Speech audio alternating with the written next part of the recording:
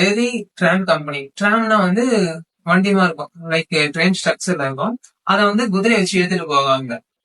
So stream power engine என்கிட்ட இருக்கு அப்படின்னு சொல்லிட்டு அவங்க ப்ராஸ்பெக்டஸ்ல மென்ஷன் பண்றாங்க. ப்ராஸ்பெக்டஸ் பத்தி எங்க கம்பெனில படிப்பீங்க.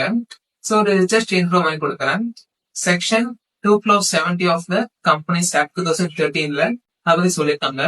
ப்ராஸ்பெக்டஸ்னா வந்து ஒரு இன்விடேஷன் டு ஆஃபர். அந்த கம்பெனியோட அப்ஜெக்டிவ்ஸ் என்ன, கம்பெனில என்னென்ன இருக்கு, அந்த சப்ஸ்கிரிப்ஷனோட அந்த பிரைஸ் என்ன, இதெல்லாம் பத்தி அதை சொல்லியிருப்பாங்க. வேணும்னா வந்து நீங்க இன்வெஸ்ட் பண்ணலாம்.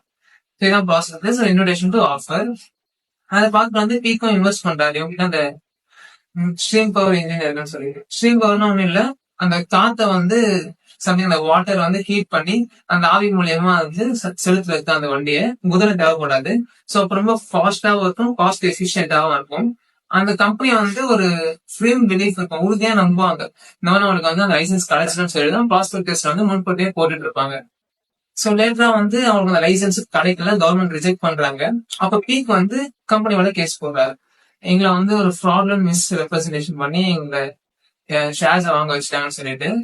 சோ இஷ்யூஸ் என்னன்னு பாத்தீங்கன்னா 3 இஷ்யூஸ் இருக்கு. ஃபர்ஸ்ட்லி வந்து கம்பெனி பண்ண இந்த செயல் வந்து ஒரு ஃப்ராட்லண்ட் மிஸ் ரெப்ரஸன்டேஷனா இல்ல வந்து இன்னசென்ட் மிஸ் ரெப்ரஸன்டேஷனா. செகண்ட்லி பாத்தீங்கன்னா இந்த